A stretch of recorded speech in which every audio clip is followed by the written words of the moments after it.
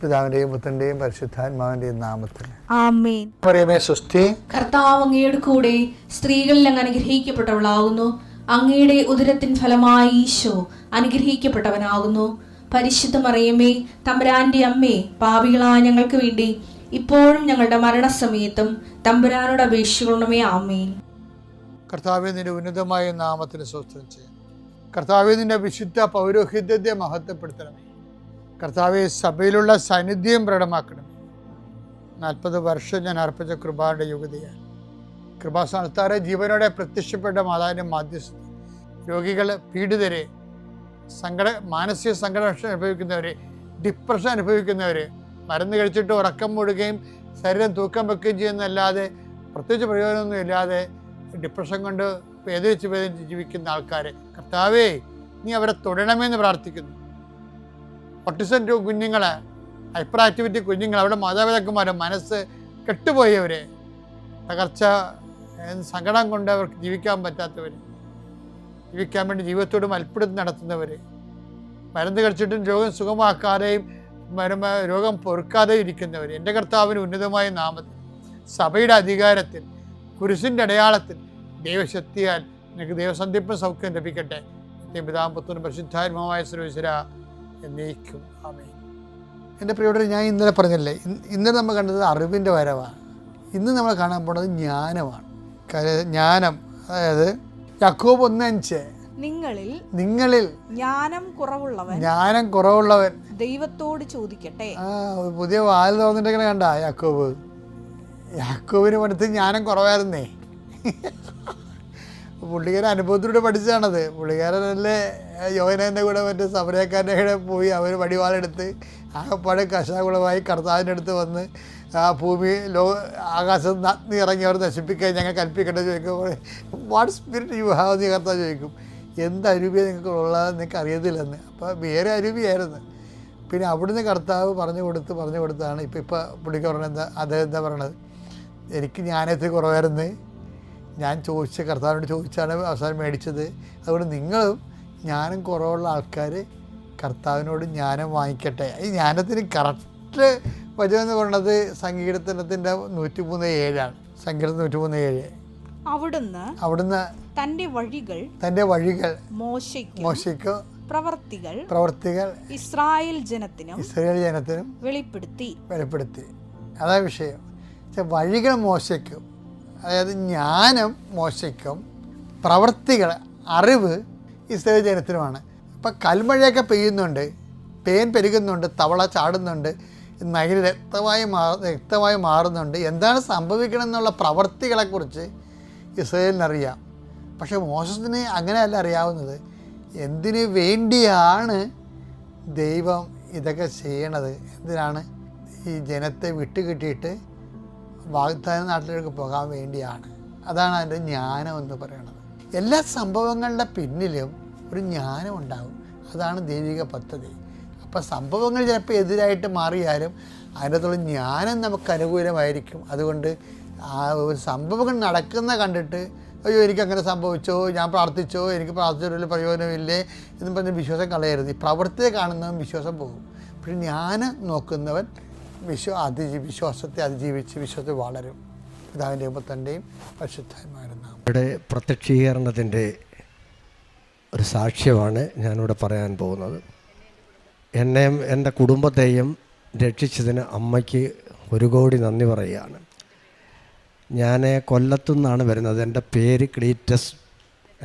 ഇതെൻ്റെ ഭാര്യ. എൻ്റെ ഭാര്യയുടെ പേര് സുജ. ഞങ്ങളൊരു കച്ചവട സ്ഥാപനം നടത്തിയാണ്. ഒരു റെഡിമെയ്ഡ് ഷോപ്പാണ് ഇത്. ഏതാണ്ട് ഒരു 2016 ശേഷം കട വളരെ മോശകരമായ അവസ്ഥയിലേക്ക് പോയിക്കൊണ്ടിരിക്കുകയായിരുന്നു. അപ്പം ഞാനാണ് KSFയുടെ ചിട്ടി, ലോൺ അതൊക്കെ വെച്ചുകൊണ്ടാണ് ഞങ്ങൾ ഈ കട കൊണ്ടുപോയിക്കൊണ്ടിരുന്നത്. ആ കട നടത്തിക്കൊണ്ടിരിക്കവേ തന്നെ 2016 ശേഷം നോട്ട് നിരോധനവും GSTയും കോവിഡും ഒക്കെ വന്ന് തകർച്ചയിലേക്ക് പോയി. ചിട്ടികളും ലോണും എല്ലാം മുടങ്ങി പ്രതിസന്ധിയിലങ്ങായി. അപ്പം അങ്ങനെ ഇരിക്കവേ തന്നെ KSF നിന്നൊക്കെ നിരന്തരം വിളിക്കും, ഒരു മാർഗവുമില്ല. കട തന്നെ വളരെ പരിതാപകരമായ അവസ്ഥയിൽ മുമ്പോട്ട് പോയിക്കൊണ്ടിരിക്കുകയാണ്. ചുരുക്കി പറഞ്ഞാൽ അവർ ഈ എൻ്റെ വീടും വസ്തുവും വൈഫിൻ്റെ വീടും വസ്തുവും മുമ്പശം ഒരു 10 സെൻറ്റ് സ്ഥലം ഉണ്ടായിരുന്നു, അതെല്ലാം ബാങ്കിലായി. അവരൊരു പൈസ അടവ് മുടങ്ങിയപ്പോഴത്തേന് അവരത് റിക്കവറിയാക്കി ജപ്തി നടപടികളിലേക്ക് പോയി. എന്ത് ചെയ്യണമെന്നറിയാൻ വയ്യാത്ത രീതി. എനിക്ക് 2 പെൺമക്കളാണ്, ഒരു മൂത്തവളും 28 വയസ്സും 25 വയസ്സുള്ള 2 പെൺമക്കളാണ്. എന്ത് ചെയ്യണമെന്നറിയാതെ ആകപ്പാട് പകച്ച് നിൽക്കുന്ന ഒരവസ്ഥയിൽ വൈഫിൻ്റെ അമ്മയുടെയൊക്കെ നിർബന്ധപ്രകാരം 2024 16/4/2024 ഇവിടെ ഒന്ന് ഉടമ്പടി എടുക്കുന്നതിന് മുമ്പായിട്ട് ഈ ജപ്തി വളരെ കുറച്ച് പൈസയുള്ളായിരുന്നു, 44 ലക്ഷം രൂപയാണ്. നിലവിൽ എന്നെ കൊണ്ട് അന്നേരം ഒന്നും ചെയ്യാനൊക്കില്ല. അപ്പം ഞാൻ ഈ നോട്ടീസും കൊണ്ട് ഇവിടെ ഇങ്ങനെ ഓടിയൊക്കെ നടന്ന് അച്ഛനെ ഒന്ന് കാണണം. അപ്പം ഈ വൈഫിൻ്റെ അമ്മ പറഞ്ഞ് ഏത് വിധേനെ അച്ഛനെ കണ്ടിട്ടേ വരാവോളെ. ഞാനിവിടെ ഓടി നടന്നൊരു സെക്യൂരിറ്റി ചേച്ചിയെ കണ്ട് ഈ ഇരിക്കുന്ന ബ്രദറിനെ കണ്ട് ഈ നോട്ടീസ് ഞാൻ കൊടുത്തപ്പോൾ ഈ തുകയും റിക്കവറിയും ഉടനെ റിക്കവറി നടത്തുമെന്ന് പറഞ്ഞപ്പോൾ എൻ്റെ ഈ പേപ്പർ മേടിച്ച് മാനേരെ കണ്ട് അച്ഛനെ കാണാൻ എനിക്കൊരവസരം കിട്ടി. ഞാൻ അച്ഛനെ കണ്ട് പ്രാർത്ഥിച്ചിത് മേടിച്ച് കാര്യം നോക്കി. അച്ഛൻ എൻ്റെ അടുത്ത് തലയെ കൈവച്ചിട്ട് പറഞ്ഞ് ജപ്തി നടപടിയൊന്നും നടക്കത്തില്ല, നീ പ്രാർത്ഥിച്ചാൽ മതി.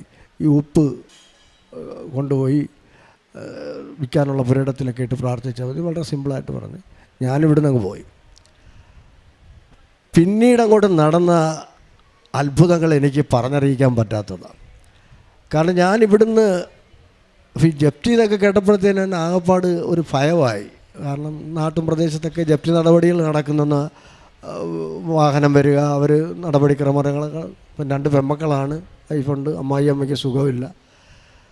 ഇവിടുന്ന് ഉടമ്പടി എടുത്ത് ചെന്നതിൻ്റെ 2ാമത്തെ ദിവസം പത്രത്തിലൊരു വാർത്ത, ഗവൺമെൻറ് ജപ്തി നടപടികളെല്ലാം നിർത്തിവെക്കുകയാണ്. അപ്പം ഞാൻ ഈ പത്രക്കെട്ടെടുത്തുകൊണ്ട് ഓടിച്ചെന്നപ്പുറത്ത് എൻ്റെ കടലപ്പുറത്തൊരു വായനശാല സുജനെടുത്ത് പറഞ്ഞ്, വൈഫിൻ്റെ അടുത്ത് പറഞ്ഞ്, ഗവൺമെൻറ് എന്താ ഒരു പ്രസ്താവന വന്നിരിക്കുന്നത്, യാതൊരു ജപ്തികളും നടത്തത്തില്ലെന്ന്. അപ്പോൾ നമ്മൾ മാതാവിൻ്റെ അടുത്ത് പോയതിൻ്റെ എന്തെങ്കിലും അനുഗ്രഹമായിരിക്കും. അങ്ങനെ പോയിക്കൊണ്ടിരിക്കുകയാണ്. നമ്മൾ ഈ പൈസ എങ്ങനെയെങ്കിലും അടയ്ക്കാൻ ഉള്ള ഒരു മാർഗം നോക്കിക്കൊണ്ടിരിക്കുക. അപ്പോൾ ഈ 44 ലക്ഷം രൂപ എന്ന് പറഞ്ഞാൽ എന്നെക്കൊണ്ട് ഒരു വിധത്തിൽ 1 രൂപ ഒപ്പിക്കാനൊക്കത്തില്ല. അങ്ങനെ ഇരിക്കവേ ഈ ഉടമ്പടി പുതുക്കേണ്ട ഒരു സമയം വന്നു. ഉടമ്പടി പുതുക്കേണ്ട സമയമായപ്പോൾ ഇവിടെ ഒന്ന് ഉടമ്പടി പുതുക്കി ഇവിടുന്ന് അവിടെ ചെന്ന് ഇതുപോലൊരു 2 ദിവസം കഴിഞ്ഞപ്പം പത്രത്തിലൊരു പ്രസ്താവന, സർക്കാർ ഇത് വിജ്ഞാപനം പുറപ്പെടുവിച്ച് ഓർഡറാക്കി യാതൊരു ജപ്തികളും നടപ്പിലാക്കാൻ പാടില്ല. അപ്പോൾ എൻ്റെ മനസ്സിലൊരു ഭയങ്കര ഒരു ആശ്ചര്യം, ഞാൻ ഈ ഉടമ്പടി എടുത്ത് മാതാവിൻ്റെ പ്രവർത്തനമായിരിക്കും. അങ്ങനെ പോയിക്കൊണ്ടിരുന്നു. അങ്ങനെ ഇരുന്നവേ ഒരു വർഷം മുമ്പേ റിക്കവറി ഓഫീസിൽ നിന്ന് തന്നെ ഒന്ന് വിളിച്ച്. അപ്പോൾ ഇതിനിടയ്ക്ക് വേറെ ഒരു ഭയങ്കര സംഭവം നടന്നെന്ന് പറഞ്ഞാൽ, ഈ നോട്ടീസൊക്കെ എൻ്റെ കയ്യിൽ വന്നെങ്കിലും ഇവിടുന്ന് ഈ ഉടമ്പടി എടുത്ത് അവിടെ ചെന്നതിന് ശേഷം ഒരു ദിവസം റിക്കവറി ഓഫീസിലെ ഒരു ഉദ്യോഗസ്ഥൻ എന്നെ വിളിച്ചിട്ട് വളരെ കാര്യമായിട്ട്, ക്ലീറ്റസെ ഇയാൾ അത്യാവശ്യമായിട്ട് ഇവിടെ മരുന്ന് വരണം. ഞാൻ ചോദിച്ചത് എവിടുന്ന? ഇത് റിക്കവറി ഓഫീസിൽ നിന്നാണ്, ഇയാളുടെ പേരിൽ റിക്കവറി ഇടപെടല്ലേ, തഹസീൽദാരൊക്കെ ഇടപെട്ടിരിക്കുക, ഇയാൾ വളരെ അത്യാവശ്യമായിട്ട് വരണമെന്ന് പറഞ്ഞു. എനിക്ക് സത്യം പറഞ്ഞാൽ ഈ അങ്ങോട്ട് പോകാനുള്ളൊരു ധൈര്യമൊന്നുമില്ല, കാരണം അവിടെ ചെന്ന് എന്തോ പറയാനാ. അപ്പോൾ പുള്ളിക്കാരൻ പറഞ്ഞ്, ഇയാൾക്ക് എന്നെ മനസ്സിലായോ, ഞാൻ ശ്രീദേവാണ്, ഇയാളിവിടെ വരുമ്പം അറിയാം, ഇയാൾ അത്യാവശ്യം അവിടെ വരാൻ പറഞ്ഞു. ഞാൻ ഓടിപ്പിടിച്ച് അവിടെ ചെന്നപ്പം എൻ്റെ പഴയകാല ഒരു സുഹൃത്ത്, ഒരു മാനേജറായിട്ട്, KSF മാനേജറായിട്ടൊക്കെ ഇരുന്ന് അവിടെ മാറി റിക്കവറി ഓഫീസിൻ്റെ അതിൻ്റെ ചുമതലക്കാരനായിട്ട് വന്നിരിക്കുക. അപ്പോൾ എൻ്റെ അടുത്ത് പറഞ്ഞു, ക്ലീറ്റസ് എന്നൊക്കെ കണ്ടപ്പോൾ ഞാൻ ഇയാളാണോ, കണ്ടച്ചറിയുള്ള ക്ലീറ്റസ് ഇയാളാണോ എന്നൊക്കെ ചോദിച്ചു. വളരെ ആശ്ചര്യം, എന്തോ ചെയ്യൂടെ ഇതെന്നൊക്കെ ചോദിച്ചു. ഞാൻ പറഞ്ഞു, സാറേ ഇങ്ങനെയൊക്കെയാണ് കാര്യങ്ങൾ, ഒക്കെ ഇങ്ങനെ ആയിപ്പോയി. മുമ്പ് ഒരു 10 സെൻറ്റ് സ്ഥലം കിടപ്പുണ്ട്, അത് ഏതെങ്കിലും രീതിയിൽ കൊടുക്കാൻ സാധിച്ചാൽ കുറച്ച് പൈസ അടയ്ക്കാൻ പറ്റും, പക്ഷേ കടം വീട്ടാനൊന്നും നോക്കത്തില്ല. അത് കൊടുത്താലും ഒരു 10 സെൻറ്റ് സ്ഥലം അങ്ങനെ ഏറ്റവും പോയാൽ ഒരു 20-25 ലക്ഷം രൂപയ്ക്കകത്തേ കിട്ടും. ബാക്കി പൈസ എങ്ങനെ ഒപ്പിക്കും? അപ്പോൾ അതും വലിയ ഒരു ടെൻഷനായി. അങ്ങനെ ഇരിക്കവേ കഴിഞ്ഞ പ്രാവശ്യം എന്നെ വിളിച്ചിട്ട് പറഞ്ഞ്, ഗവൺമെൻറ്റിൻ്റെ 50% പലിശ കിഴിവുണ്ട്. ഇയാൾ എങ്ങനെങ്കിലും അത് ഒരു 3 കേസാണ്, ഏതെങ്കിലും ഒരെണ്ണമെങ്കിലും അടച്ച് ക്ലോസ് ചെയ്താൽ നന്നായിരിക്കുമെന്നുണ്ട്. അപ്പോൾ എൻ്റെ മോൾക്കൊരു ജോലി സോഫ്റ്റ്വെയറിലുണ്ട്. അവളെ വിളിച്ച് ഞാൻ കാര്യം പറഞ്ഞു. അപ്പോൾ നേരത്തെ തന്നെ അവളെ ഒത്തിരി സഹായിച്ചിട്ടൊക്കെ നിന്നതാണ്. എന്തായാലും മാതാവിൻ്റെ അനുഗ്രഹത്തിൽ അവൾക്കൊരു 10 ലക്ഷം രൂപ ലോൺ പെട്ടെന്ന് പാസ്സായി. 2 കേസ്, അതായത് 23 ലക്ഷം രൂപ അടയ്ക്കേണ്ട 2 കേസ് 15 ലക്ഷം രൂപയ്ക്കകത്ത് 14,98,000 രൂപയ്ക്ക് സെറ്റ് ചെയ്ത് അത് 2 എണ്ണം ഒതുക്കി ക്ലോസ് ചെയ്ത്. പിന്നെ നിൽപ്പുണ്ട് ഒരെണ്ണം. പിന്നെ ബാക്കി നിൽക്കുന്നതെന്ന് പറഞ്ഞാൽ ഏതാണ്ട് 29 ലക്ഷം രൂപയാണ്. അപ്പോൾ അത് ഈ മാർച്ചിന് മുമ്പ് എന്നെ വിളിച്ചിട്ട് പറഞ്ഞേ, ഇത് മാർച്ച് 31 മുമ്പ് അടച്ചാൽ 21 ലക്ഷം രൂപയ്ക്കകത്ത് അടച്ചാൽ മതി, അല്ലെങ്കിൽ ഇയാൾക്ക് 29 ലക്ഷം രൂപ അടയ്ക്കണം. മാർച്ച് 31 കഴിഞ്ഞാൽ 29 ലക്ഷം രൂപയും അതിൻ്റെ പലിശയായിട്ട് അടയ്ക്കേണ്ടി വരുമെന്ന്. അപ്പോഴും പ്രശ്നം ഒഴിയുന്നില്ല. അപ്പം നമ്മൾ ഈ ഉടമ്പടി പുതുക്കിക്കൊണ്ടിരിക്കുകയാണ്. മാതാവിൻ്റെ അടുത്ത് നിരന്തരം ഞങ്ങൾ പ്രാർത്ഥിച്ചുകൊണ്ടിരിക്കുകയാണ്. ഞങ്ങൾക്ക് കടയാണെങ്കിൽ ഞങ്ങൾ രാത്രി 10-10:30 കടയിൽ നിന്ന് ഞങ്ങൾ രണ്ടും ചെല്ലും. ഞങ്ങളതിന് ശേഷം കരണക്കൊന്ത പഠിച്ച് ഈ പ്രത്യക്ഷീകരണ പ്രാർത്ഥന കൃത്യമായിട്ട് രാത്രി പഠിക്കും. വെളുപ്പിനെ എഴുന്നേറ്റ് ആ പ്രത്യക്ഷീകരണ പ്രാർത്ഥന ഞങ്ങൾ പഠിക്കും ഈ തിരക്കിൻ്റെ ഇടയ്ക്ക്. അങ്ങനെ ഇരിക്കുമ്പോൾ ഈ വസ്തു കൊടുക്കാനായിട്ട് ഒരുപാട് ബ്രോക്കർമാരെയൊക്കെ ഏൽപ്പിച്ച് ഒരുപാട് പേരെടുത്ത് പറഞ്ഞിട്ട് ഒന്നും നടക്കുന്നില്ല. ഭയങ്കര തടസ്സങ്ങളാണ്. ഭയങ്കര തടസ്സം എന്ന് പറഞ്ഞാൽ ഭയങ്കര തടസ്സം. അപ്പോൾ 2 പ്രമാണമൊക്കെയാണ്. അങ്ങനെ ഇരിക്കവേ ഇപ്പോൾ ഒരു 10 ദിവസത്തിനകം, മാർച്ച് 31 എന്ന് പറഞ്ഞാൽ പിന്നെ എൻ്റെ മുമ്പിൽ 10 ദിവസമേ ഉള്ളൂ. ഞങ്ങൾ മാതാവിനെ വിളിച്ച് ഭയങ്കര പ്രാർത്ഥന. ഞങ്ങൾ കടയിലൊക്കെ ഇരുന്ന് ജപമാല പെടുത്തു. മാതാവ് ഇടപെടും. അപ്പോൾ വൈഫിൻ്റെ അമ്മ ഭയങ്കര ഒരു മാതാവിൻ്റെ ഭക്ത. മാതാവും ഇടപെടും, മോനെ നീ ധൈര്യമായിട്ടിരും, മാതാവ് എന്തെങ്കിലും കാണിച്ചു തരും. 10 ദിവസത്തിനകം ഒരാളൊരു പുരയിടം എടുക്കാൻ സന്നദ്ധമായി വന്നു. അയാളുടെ വിവരങ്ങളൊക്കെ പറഞ്ഞതിനകം അപ്പോൾ പുള്ളി തയ്യാറായി വന്ന് ഒരു വിലയൊക്കെ സംബന്ധിച്ച് അവിടെ അടയ്ക്കാനുള്ള ഒരു 10-22 ലക്ഷം രൂപയ്ക്കകത്തുള്ളൊരു അവിടെയും പ്രശ്നങ്ങൾ തീർന്നില്ല. അപ്പം എഗ്രിമെൻ്റ് വെച്ചിട്ട് ഈ കടം വീട്ടാമെന്നാണ് പറഞ്ഞു. അപ്പം 3 പ്രോപ്പർട്ടിയാണ് അവിടെ ഇരിക്കുന്നത്. അങ്ങനെ കരമടച്ച രസീത് വേണം. കരമടച്ച രസീത് കിട്ടിയാൽ മാത്രമേ ബാധ്യത എടുക്കാൻ നോക്കൂ. ബാധ്യത എടുത്തെങ്കിൽ മാത്രമേ എഗ്രിമെൻ്റ് വെക്കാൻ നോക്കൂ. എഗ്രിമെൻ്റ് വെച്ചെങ്കിൽ മാത്രമേ പുള്ളി KSFയിൽ പൈസ അടച്ച് ക്ലോസ് ചെയ്ത് പ്രമാണം എടുത്തോളാം.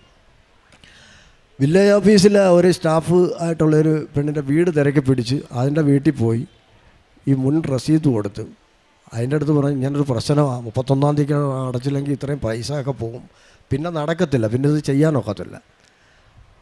കൊടുത്ത് ഞാനൊരു വെള്ളിയാഴ്ച തില്ലേരി പള്ളിയിൽ പോയി പ്രാർത്ഥിച്ച് അവിടെ ഇരിക്കുമ്പം ഈ വില്ലേജ് ഓഫീസിലെ സ്റ്റാഫിനെ ഫോണിൽ വിളിക്കുന്നു, ക്ലീറ്റസേ ഇത് നടക്കത്തില്ല, ഒരു കാരണവശാലും ഇത് നടക്കത്തില്ല, പിന്നെ ഇത് 3 പ്രോപ്പർട്ടിയാണ്, ഇത് സബ് ഡിവിഷൻ ചെയ്യാതെ നടക്കത്തില്ലെന്ന് പറഞ്ഞു.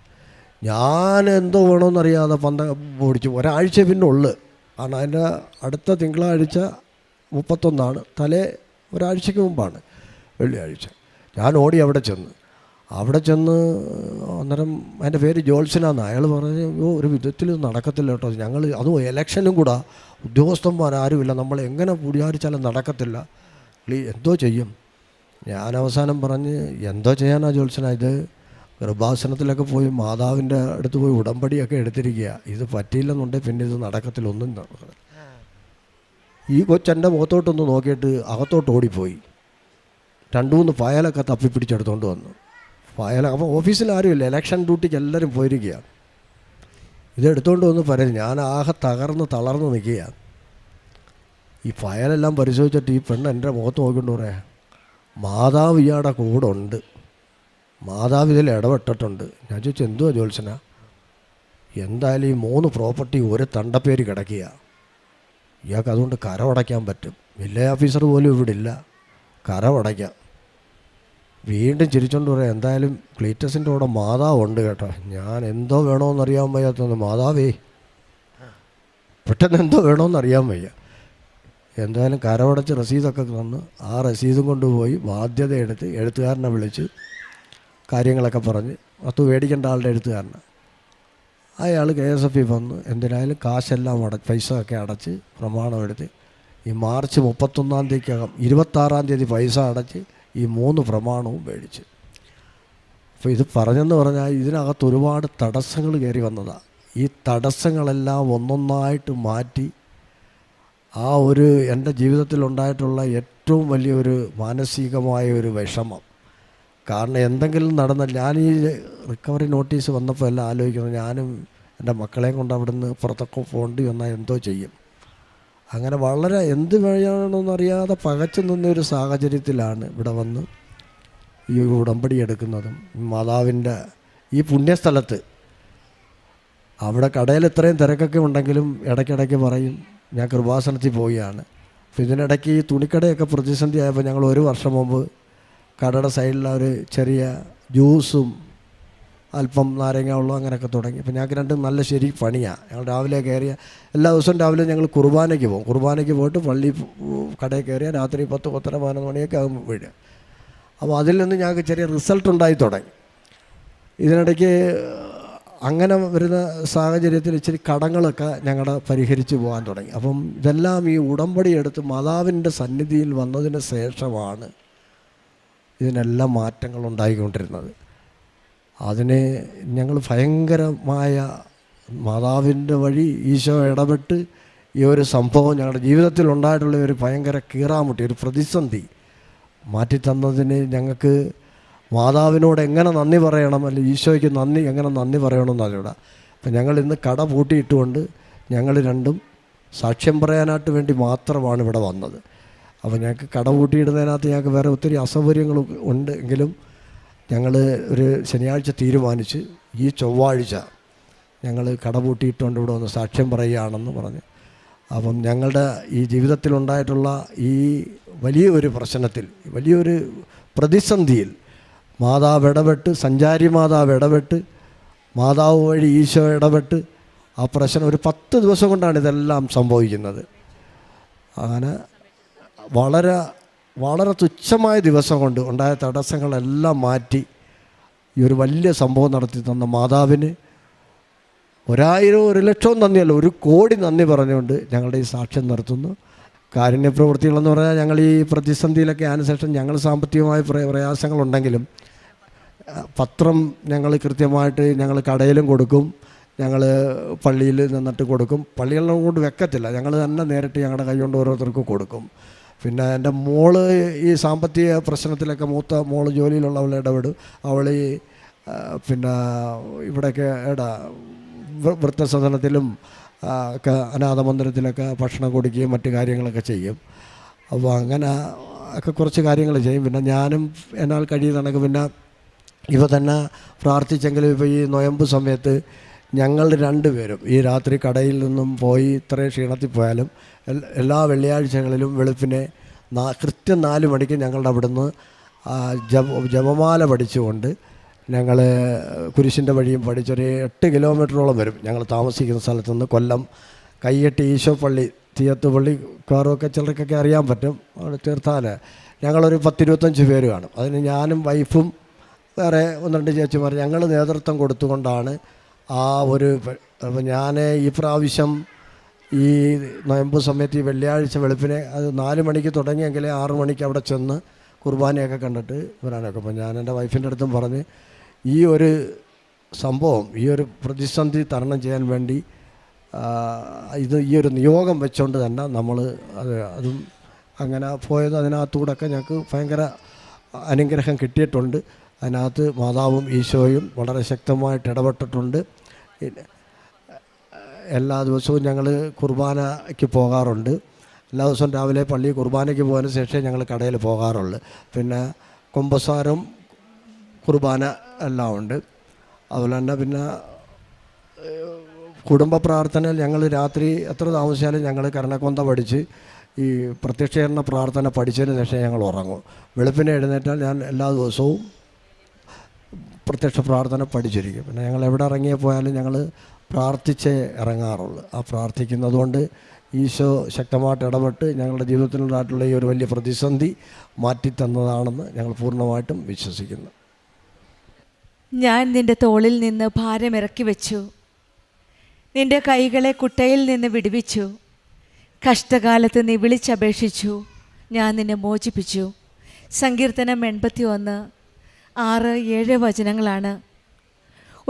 ഉടമ്പടിയിൽ ദൈവമാണ് നമ്മുടെ ഭാരങ്ങൾ ഏറ്റെടുക്കുന്നത്.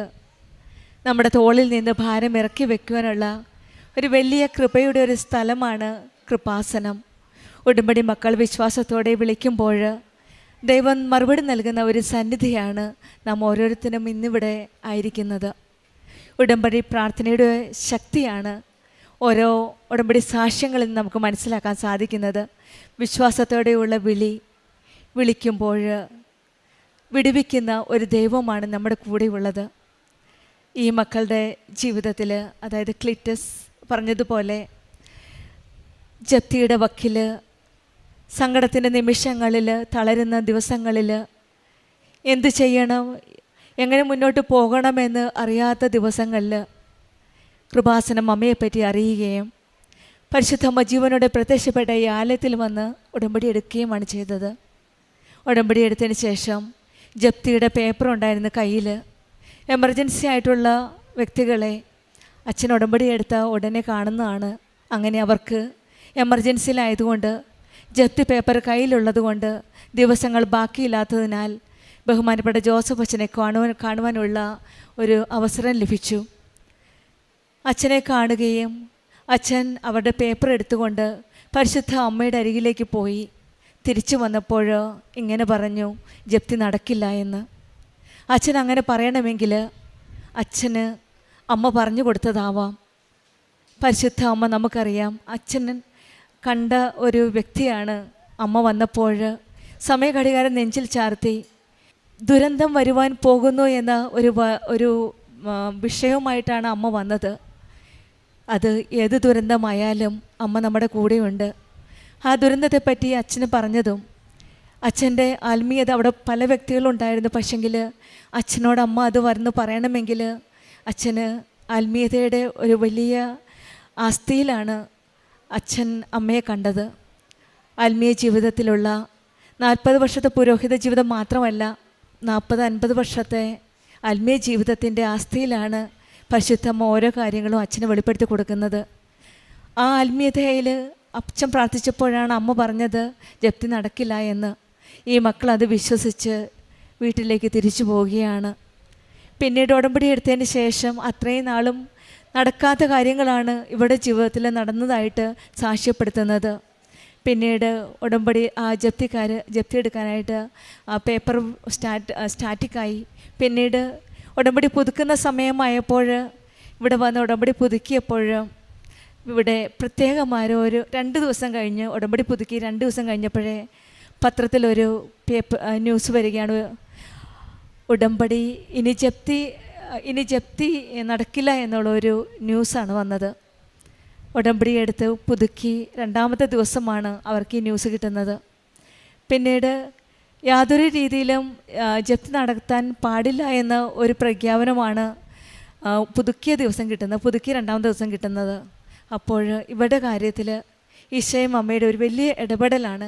ഉടമ്പടി ഉടനടി പരിഹാരം എന്ന് പറഞ്ഞ പോലെ ഉടമ്പടി എടുത്ത ഉടനെ അച്ഛൻ്റെ വാക്കുകളാണ് ജപ്തി നടക്കില്ല എന്നും, ഉടമ്പടി എടുത്ത് പുതുക്കിയതിന് ശേഷമുള്ള ഗവൺമെൻറ് പ്രഖ്യാപനമാണ് ഇനി യാതൊരു രീതിയിലും ജപ്തി നടത്താൻ പാടില്ല എന്ന ഒരു ഓർഡർ പാസ്സായത്. ഇവിടെയാണ് ഈശോയുടെയും അമ്മയുടെയും ഇടപെടലുകൾ. അസാധ്യമായവ സാധ്യമാക്കി തരുന്ന ഒരു അമ്മയാണ് നമ്മുടെ കൂടെയുള്ളത്. കാനായിൽ സമയമായില്ല എന്ന് പറഞ്ഞപ്പോൾ നമ്മളോട് പറഞ്ഞത് അവൻ പറയുന്നത് ചെയ്യുക എന്നാണ്. ഉടമ്പടിയിലും നമ്മൾ കർത്താവ് പറയുന്ന അവിടെ ഈശോയുടെ വചനം അനുസരിച്ച് ജീവിക്കുമ്പോൾ നമ്മുടെ ജീവിതത്തിലും ആകാത്ത സമയമാക്കി തരുന്ന അമ്മയാണ്. ഇവിടെ ജപ്തിയായിരിക്കുമ്പോൾ എന്ത് ചെയ്യണമെന്നറിയാത്ത സമയത്ത് ഒരു പുതിയ ഓർഡർ വരികയാണ്. ഇവിടെയാണ് സമയ ചുരുക്കത്തിൻ്റെ അമ്മ അവരുടെ കാര്യത്തിൽ ഇടപെടുന്നത്. ഇത്രയും നാളുകളായിട്ട് മുടങ്ങിക്കിടന്ന പൈസ അടയ്ക്കാനായിട്ട് സാധിക്കാത്ത ഒരു സാഹചര്യത്തിലായിരുന്നു. പിന്നീട് പെട്ടെന്നാണ് എല്ലാ കാര്യവും മുന്നോട്ട് പോകുന്നത്. വിൽക്കാനിട്ടിരുന്ന സ്ഥലം വിൽക്കാൻ സാധിക്കുകയും, അതും ഒരു പേപ്പറിൻ്റെ കരമടച്ച പേപ്പർ വേണമായിരുന്നു. അവിടെ ചെന്നപ്പോഴും പ്രതിസന്ധികളാണ്, തടസ്സങ്ങളാണ്. പക്ഷേ അവിടെയും ഈശോയും അമ്മയുടെ ഒരു ഇടപെടലാണ്. ഒരു നല്ലൊരു കൂട്ടുകാരൻ ട്രാൻസ്ഫറായിട്ട് വരികയും ഓഫീസിൽ വരികയും വിളിച്ച് സംസാരിക്കാൻ സാധിക്കുകയും ചെയ്തത്.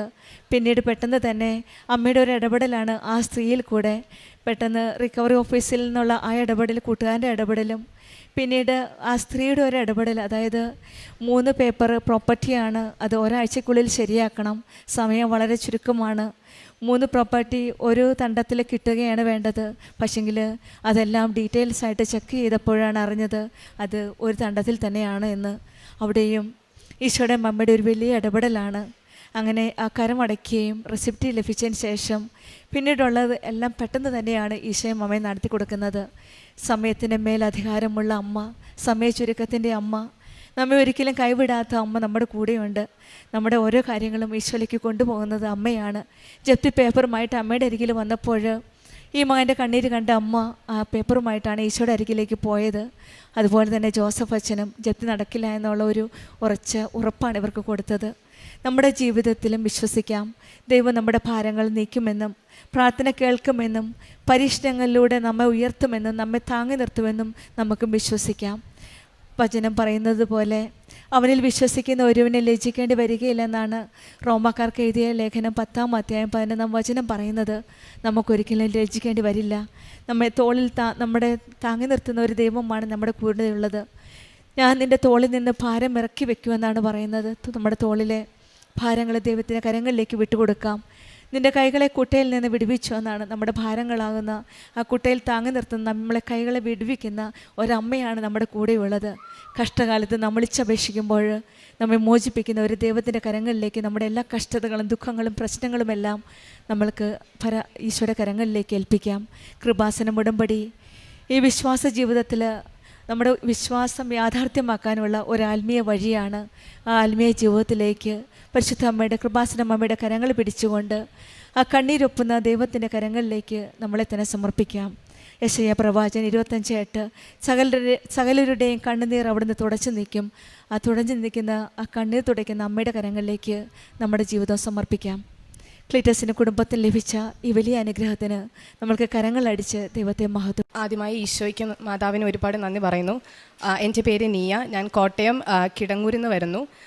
ഞങ്ങൾ കൂട്ടുകാരാണ്. അപ്പോൾ നമ്മൾ ആദ്യമായി ഇവിടെ വന്ന് ഉടമ്പടി എടുക്കുന്നത് ഏപ്രിൽ 14-ാം തീയതി 2023 അപ്പം ഞങ്ങൾക്ക് ഇത് ഉടമ്പടിയെക്കുറിച്ചോ മാതാവിനെക്കുറിച്ചോ കൃപാസനത്തിനെക്കുറിച്ചോ വലിയ അറിവില്ലായിരുന്നു. അപ്പം നമ്മൾ ആദ്യമായി മാതാവിനെക്കുറിച്ച് അറിയുന്നത് എൻ്റെ ഒരു ഫ്രണ്ടിൻ്റെ അമ്മ വഴിയാണ്. ഞങ്ങൾ ഉടമ്പടിയെക്കുറിച്ചും മാതാവിനെക്കുറിച്ചും അറിയുന്നത്. അങ്ങനെ നമ്മൾ ഒരു ദിവസം ഇവിടെ വന്ന് ഉടമ്പടി എടുത്തു. അത് ഞങ്ങൾ നേഴ്സിംഗ് പഠിച്ചുകൊണ്ടിരിക്കുന്ന BSc നേഴ്സിംഗ് പഠിച്ചുകൊണ്ടിരിക്കുന്ന വിദ്യാർത്ഥികളായിരുന്നു. ഞങ്ങൾ ഫസ്റ്റ് ഇയർ നഴ്സിംഗ് പഠിച്ചുകൊണ്ടിരുന്ന സമയത്താണ് ഞങ്ങളിവിടെ വന്ന് ആദ്യമായി ഉടമ്പടി എടുക്കുന്നത്. ഉടമ്പടി എടുത്തു. ഞങ്ങൾ കുറച്ച് കൂട്ടുകാരെല്ലാവരും കൂടെ വന്നാണ് ഇവിടെ ഉടമ്പടി എടുക്കുന്നത്. ഉടമ്പടി എടുത്തിട്ട് പോയി ഞങ്ങൾ കൂടുതലും നിയോഗം വെച്ചിരുന്നത് ഈ 4 വർഷവും സപ്ലി ഇല്ലാതെ ഞങ്ങളെ പാസ്സാക്കി അനുഗ്രഹിക്കണേ മാതാവേ എന്നായിരുന്നു ഞങ്ങളുടെ എല്ലാവരുടെയും നിയോഗം ആദ്യത്തേത്. കാരണം ഞങ്ങളുടെ കൂടെ തന്നെ ഇയർ ബാക്കുള്ളവരും അതുപോലെ തന്നെ ഒത്തിരി സപ്ലി ഉള്ളവരും ഒക്കെ ഉണ്ട്. അപ്പോൾ അവർ ബുദ്ധിമുട്ടുന്നത് നമ്മൾ കണ്ടിട്ടുണ്ട്. അപ്പോൾ അതുകൊണ്ട് തന്നെ ഞങ്ങൾ അതായിരുന്നു മെയിനായിട്ട് മാതാവിനോട് പറഞ്ഞിരുന്നത്. മാതാവേ, ഞങ്ങളെ 4 വർഷവും പാസ്സാക്കി അനുഗ്രഹിക്കണേ, ഒരു സപ്ലിമെൻ്ററി പോലും എഴുതേണ്ട ഇടവരുത്തരുതേ മാതാവേ എന്നായിരുന്നു നമ്മൾ പറഞ്ഞിരുന്നത്. അങ്ങനെ ഞങ്ങളിവിടെ വന്ന് ഉടമ്പടി എടുത്തിട്ട് പോയി. ഉടമ്പടി എടുത്തു. അങ്ങനെ 4 വർഷവും ഞങ്ങളെ എല്ലാ എക്സാമും എഴുതിക്കൊണ്ടിരുന്നത് ഇവിടുത്തെ എല്ലാ പേപ്പറിലും ഞങ്ങൾ എക്സാം എഴുതി കഴിഞ്ഞിട്ട് മാതാവിൻ്റെ ഉപ്പും അതുപോലെ തന്നെ തൈലവും ഞങ്ങൾ എല്ലാ പേപ്പറിലും കുരിശ് വരച്ച് എല്ലാ പേപ്പറിലും വിശ്വാസ പ്രമാണം ചൊല്ലിയാണ് ഞങ്ങൾ പേപ്പേഴ്സ് കൊടുത്തുകൊണ്ടിരുന്നത് ടീച്ചേഴ്സിന്. അങ്ങനെ ഞങ്ങളുടെ കയ്യിൽ മാതാവിൻ്റെ കാശുരൂപം ഉറക്കെ പിടിച്ചാണ് നമ്മൾ എക്സാം എഴുതിക്കൊണ്ടിരുന്നത്. ഉപ്പും കയ്യിൽ പിടിക്കും. അതുപോലെ തന്നെ ഞങ്ങൾ ഇരിക്കുന്ന ആ ടേബിളിൽ ഉപ്പ് വെതറിയിട്ട് ആണ് ഞങ്ങൾ എക്സാം എഴുതിക്കൊണ്ടിരുന്നത്. അതുപോലെ തന്നെ ഞങ്ങളുടെ കൂട്ടുകാരും അതുപോലെ എക്സാമിന് മുമ്പ് ഞങ്ങളുടെ അടുത്ത് വന്ന് ചോദിക്കുമായിരുന്നു, കുറച്ച് ഉപ്പ് തരാവോ, കുറച്ച് തൈലം തൂത്ത് തരാവോ എന്ന് അവരും വന്ന് ചോദിക്കുമായിരുന്നു. എക്സാമിന് കയറുന്നതിന് മുമ്പും ഞങ്ങൾ നിൻ്റെ ദൈവമായ കർത്താവും വിജയം നൽകുന്ന യോദ്ധാവും നിൻ്റെ മധ്യയുണ്ട് എന്ന ആ വചനം ഞങ്ങൾ കൂട്ടുകാരുടെ ഇടയിൽ അങ്ങോട്ടും ഇങ്ങോട്ടും പറഞ്ഞിട്ടാണ് ഞങ്ങൾ എക്സാം ഹാളിൽ കയറിക്കൊണ്ടിരുന്നത്. അപ്പോൾ അങ്ങനെ എക്സാം എഴുതി ഫസ്റ്റ് ഇയർ തൊട്ട് 4th ഇയർ ഞങ്ങൾ കഴിഞ്ഞ ഡിസംബറിലാണ് 4th ഇയറിൻ്റെ എക്സാം കഴിഞ്ഞത്. ലാസ്റ്റ് ഇയറിൻ്റെ എക്സാം വന്നപ്പോൾ നമുക്ക് മാനേജ്മെൻ്റ് എന്ന് പറഞ്ഞൊരു ഒരു സബ്ജക്റ്റ് ഉണ്ട്. അപ്പോൾ ആ സബ്ജക്റ്റ് ഞങ്ങൾ വിചാരിച്ച പോലെയല്ല, ഞങ്ങൾ എല്ലാം പഠിച്ചു. പക്ഷേ ആ എക്സാം ഭയങ്കര പാടായിരുന്നു. ഞങ്ങൾ ജസ്റ്റ് അറ്റൻഡ് ചെയ്തിട്ടുണ്ട് എന്നേ ഉള്ളൂ, അല്ലാതെ നമ്മൾ പഠിച്ചതോ ഒന്നുമല്ല. അതെങ്ങനെ ആ എക്സാം കഴിഞ്ഞിട്ട് ഫുൾ അന്നത്തെ ദിവസം കരച്ചിൽ അങ്ങനെയൊക്കെ ആയിരുന്നു. കാരണം നമുക്കറിയില്ല, അതുപോലെ പാടായിട്ടുള്ളൊരു എക്സാം എന്ന് പറയുമ്പോൾ നമുക്ക് എല്ലാവർക്കും പൊതുവേ ആ എക്സാം ഭയങ്കര പാടായിരുന്നു. അത് കിട്ടുമെന്ന് ഞങ്ങൾ ആരും വിചാരിച്ചതല്ല. അങ്ങനെ ഞങ്ങൾ ഭയങ്കര പ്രാർത്ഥന മാതാവിന്. പിന്നെ നമുക്കൊരു ധൈര്യം ഉള്ളത്, തൈലം തൂത്തിട്ടുണ്ടല്ലോ, മാതാവിൻ്റെ കാശുരൂപം വെച്ചാണല്ലോ എഴുതിയത്, മാതാവ് തൊട്ടോളും എന്നൊരു വിശ്വാസം നമുക്കുണ്ടായിരുന്നു. അപ്പോൾ അങ്ങനെ ഞങ്ങളിങ്ങനെ വിശ്വസിച്ച് പ്രാർത്ഥിച്ചു. എക്സാം കഴിഞ്ഞിട്ടാണെങ്കിലും എല്ലാ ദിവസവും പള്ളിയിൽ പോവുകയും, ഇപ്പം ഞങ്ങൾക്ക് നൈറ്റ് ഷിഫ്റ്റ് വരാം, ഈവനിങ് ഷിഫ്റ്റ് വരാം, അങ്ങനെ പല ഷിഫ്റ്റ് ഉണ്ട്. അപ്പം നൈറ്റ് ഷിഫ്റ്റ് കഴിഞ്ഞാൽ ഞങ്ങൾ റൂമിൽ പോകാതെ അതുവഴി നമ്മൾ ആരാധനയ്ക്ക് പോകുമായിരുന്നു പള്ളിയിൽ. അപ്പം എങ്ങനെ എല്ലാ ദിവസവും നമ്മൾ ആരാധനയും കൂടി പള്ളിയിൽ പ്രാർത്ഥിച്ച് മാതാവിൻ, ഞങ്ങൾക്ക് അടുത്തൊരു പള്ളിയുണ്ട്, അപ്പം എല്ലാ ദിവസവും പ്രാർത്ഥിച്ച് അങ്ങനെ നമ്മൾ പ്രാർത്ഥിച്ചുകൊണ്ടിരിക്കുമായിരുന്നു റിസൾട്ടിന് വരുന്നതിന് മുമ്പ് വരെ എല്ലാ ദിവസവും. അതുപോലെ തന്നെ വെളുപ്പിനെ 3 മണിക്ക് നമ്മൾ ഇങ്ങനെ കൊന്ത ചെല്ലുമായിരുന്നു. അതുപോലെ പ്രത്യക്ഷീകരണ പ്രാർത്ഥനയും 5:30 ചെല്ലും, 3 മണിക്ക് കൊന്ത ചെല്ലുന്നു. അങ്ങനെ നമ്മൾ നല്ലപോലെ പ്രാർത്ഥിക്കുന്നുണ്ടായിരുന്നു. പിന്നെ ഒരു വിശ്വാസം ഉള്ളതെന്ന് പറയുന്നത്, തൈലം തൂത്തിട്ടുണ്ടല്ലോ, ഉടമ്പടി എടുത്തിട്ടുണ്ട്, നമ്മൾ ആദ്യത്തെ ഉടമ്പടി കഴിഞ്ഞേ പിന്നെ നമ്മൾ പുതുക്കുന്നുണ്ടായിരുന്നു. ആ ഒരു കണക്ഷൻ വിട്ടിട്ടില്ല. നമ്മൾ ഫസ്റ്റ് ഇയർ കഴിഞ്ഞേ പിന്നെ നമ്മൾ ഇടയ്ക്കിടയ്ക്ക് നമ്മളിങ്ങനെ പുതുക്കി ഓൺലൈൻ വഴി നമ്മളിങ്ങനെ ഉടമ്പടി എടുക്കുന്നുണ്ടായിരുന്നു. അപ്പോൾ അങ്ങനെ ഉടമ്പടി എടുത്തു. എക്സാമിൻ്റെ സമയത്ത് നമ്മൾ ഉടമ്പടി തന്നെയായിരുന്നു. അങ്ങനെ ആരാധനയൊക്കെ കൂടി അങ്ങനെ നമ്മളിങ്ങനെ പ്രാർത്ഥിച്ചുകൊണ്ടിരിക്കുമായിരുന്നു. അപ്പോൾ ഇങ്ങനെ എനിക്ക് പൊതുവേ അങ്ങനെ അടയാളങ്ങളൊന്നും കിട്ടാറില്ല. ഞാനിങ്ങനെ പ്രാർത്ഥിക്കുമായിരുന്നു, മാതാവേ ഞാൻ ട്വിൻസാണ്, അപ്പം എൻ്റെ ട്വിന്നിന് ഇങ്ങനെ ഇടയ്ക്ക് അവൾക്കിങ്ങനെ അടയാളങ്ങൾ കിട്ടുമായിരുന്നു. അവൾ എന്നോട് പറയും, എടി മാതാവ് ഇങ്ങനെ പറഞ്ഞു ഇത്ര പേര്. അപ്പം ഫസ്റ്റ് ഇയർ തൊട്ടേ അപ്പോൾ ഇവക്ക് ഇങ്ങനെ സാക്ഷി ഇങ്ങനെ ഇവക്ക് ഇങ്ങനെ കിട്ടുമായിരുന്നു, മാതാവ് ഇങ്ങനെ പറഞ്ഞു ഇങ്ങനെ എടി ഇന്ന ആൾക്കാർ പാസ്സായിട്ടുണ്ടെന്ന് എനിക്കിങ്ങനെ സ്വപ്നത്തിൽ കാണിക്കുന്നുണ്ട് എന്നിങ്ങനെ. ഫസ്റ്റ് ഇയറും സെക്കൻഡ് ഇയറും തേർഡ് ഇയറും അതുപോലെ ഫോർത്ത് ഇയർ കിട്ടിയിട്ടില്ല. തേർഡ് ഇയർ വരെ ഇവർക്ക് ഇങ്ങനെ കിട്ടുമായിരുന്നു, എടി ഞാനിങ്ങനെ സ്വപ്നത്തിൽ കണ്ടു, നീയും ഞാനും ഞങ്ങളുടെ കുറച്ച് കൂട്ടുകാരുടെ പേര് പറഞ്ഞിട്ട് പറയും, ഇത്ര പേരെ പാസ്സാക്കിയതായിട്ട് മാതാവിനെ ഇങ്ങനെ കാണിച്ചിട്ടുണ്ട് എന്ന് പറയുന്നുണ്ട് ഇവള്. അപ്പം ഞാൻ ഓർക്ക് ഇവക്ക് മാത്രം എന്താ കിട്ടുന്നത്, എന്നെ ഇങ്ങനെ കാണിക്കുന്നില്ല. പൊതുവെ എന്നേക്കാളും കുറച്ചും കൂടെ പ്രാർത്ഥിക്കും ഇവള്. ഞാനും പ്രാർത്ഥിക്കും എന്ന് പറഞ്ഞാലും, പക്ഷേ ഇവള് എപ്പോഴും കൊന്ത ചെല്ലും, എവിടെ പോയാൽ അങ്ങനെയായിരുന്നു. അപ്പം ഞാൻ ഓർത്ത് ഇനിയിപ്പം ഞാൻ ഇവളെപ്പോലെ ഒത്തിരി പ്രാർത്ഥിക്കാഞ്ഞിട്ടാണോ. അപ്പം ഞാനും കൊന്ത ചെല്ലാൻ തുടങ്ങി. ഞാനും ഇങ്ങനെ എവിടെയെങ്കിലും പോകുമ്പം വഴിയിൽ ഇങ്ങനെ ബസ്സിലിരുന്ന് അങ്ങനെയൊക്കെ കൊന്ത ചെല്ലാൻ തുടങ്ങി, കുറച്ചും കൂടെ പ്രാർത്ഥിക്കാൻ തുടങ്ങി. അപ്പോൾ ഉടമ്പടി കാര്യങ്ങൾ ചെയ്യുന്നില്ലെന്നല്ല, എല്ലാ കാര്യങ്ങളും ചെയ്യുന്നുണ്ട്. അതുപോലെ തന്നെ ഇവക്ക് ഇങ്ങനെ അടയാളങ്ങൾ കാണിക്കുന്നു, എന്നെ കാണിക്കുന്നില്ല. അപ്പം ഞാനിങ്ങനെ മാതാവിനോട് ചോദിച്ചു, മാതാവ് എന്നെ മാത്രം എന്താ കാണിക്കാത്തത്, ഇവൾ കാണുന്നുണ്ടല്ലോ, ഇവളിങ്ങനെ എല്ലാ വർഷവും അടയാളങ്ങൾ കാണുന്നുണ്ട്, ഇവളെല്ലാം കാണുന്നുണ്ട്, ഇവളെ കാണിക്കുന്നു, ഇവൾ സ്വപ്നത്തിൽ കാണാൻ തുടങ്ങി അങ്ങനെയൊക്കെ. അപ്പോൾ ഞാനിങ്ങനെ പ്രാർത്ഥിക്കാൻ തുടങ്ങി, എന്നെയും ഒരു അടയാളം കാണിക്കണേ മാതാവേ, എനിക്കും ആഗ്രഹമാണ് ഇങ്ങനെ പറയാനും ഇങ്ങനെ അപ്പോൾ ഇവളെല്ലാവരോടും പറയുക ഇങ്ങനെ, എടി ഞാനിങ്ങനെ കണ്ടു, മാതാവ് എന്നെ ഇങ്ങനെ കാണിച്ചു, ഇന്നെ ആൾക്കാർ പാസ്സായത് കാണിച്ചു. അതുപോലെ തന്നെ നടക്കുകയും ചെയ്യുന്നുള്ളതാണ്. ഈ സെക്കൻഡ് ഇയർ ഒക്കെ എക്സാം കഴിഞ്ഞിട്ട് ഇവൾ പറയും, എടി ഇങ്ങനെ ഇവൾ സ്വപ്നം കണ്ട ആളുടെ അടുത്ത് പോയി നിന്നെ പാസ്സാക്കിയതായിട്ട് ഞാൻ കാണുന്നുണ്ട്, അതുപോലെ തന്നെ നടക്കുന്നുമുണ്ട്. അപ്പം ഞാനിങ്ങനെ പ്രാർത്ഥിക്കാൻ തുടങ്ങി, എന്നെ കാണിക്കണം, എനിക്കും ഇങ്ങനെ ആഗ്രഹം, ഇങ്ങനെ എന്നെ കാണിക്കാൻ പ്രാർത്ഥിക്കാൻ തുടങ്ങി. അങ്ങനെ ഫോർത്ത് ഇയർ എക്സാം കഴിഞ്ഞിട്ട് ഞാൻ പ്രാർത്ഥിക്കാൻ തുടങ്ങി, എന്നെ എന്തെങ്കിലും ഒരു അടയാളം, പാസ്സായതായിട്ട് എന്തെങ്കിലും ഒരു അടയാളം കാണിച്ചാൽ മതി. അപ്പോൾ അങ്ങനെ കാണിക്കാൻ പ്രാർത്ഥിച്ചുകൊണ്ടിരുന്നു. അങ്ങനെ ഒരു ദിവസം ഞാൻ ഉറങ്ങിക്കൊണ്ടിരുന്നപ്പോൾ എന്നെ ഇങ്ങനെ ഒരു ഗ്രേ കളറിലൊരു മാതാവാണോ അതാ ഞാൻ ഓർക്കുന്നില്ല, ഒരു ഗ്രേ കളിലൊരു ഒരാൾ വന്നെന്നെ തട്ടുക, ഇങ്ങനെ എനിക്ക് പ്രാർത്ഥിക്കുന്ന ഞാൻ കേൾക്കുന്നുണ്ട്, അല്ലാതെ പിക്ചർ ക്ലിയർ അല്ല, പക്ഷെ എന്നോട് ഇങ്ങനെ എണീക്ക് പ്രാർത്ഥിക്കുന്നു പറയുന്നുണ്ട്. അപ്പം ഇവളെ എൻ്റെ അപ്പുറത്ത് കിടപ്പണം. അപ്പം ഞാൻ ഇവളോട് പറഞ്ഞു, മിന്നു അപ്പോൾ അവളോട് പറഞ്ഞു, ഇടി എന്നെ ഇങ്ങനെ വിളിക്കുന്നുണ്ട്, എന്നെ ഇങ്ങനെ രാത്രിയിൽ ഇങ്ങനെ ഇപ്പം ഞാൻ സ്വപ്നം കണ്ട് എണീക്ക് പ്രാർത്ഥിക്കുകയെന്ന് കാണുന്നുണ്ട്. അപ്പം ഞാൻ എണീറ്റ് സമയം നോക്കിയപ്പം 3 മണി, വെളുപ്പിനെ 3 മണിയാണ്. അപ്പം ഞാൻ ഇവളോട് പറഞ്ഞു, എടി ഇങ്ങനെ ഞാൻ സ്വപ്നം കണ്ടു, എന്നാ ചെയ്യണ്ടേ?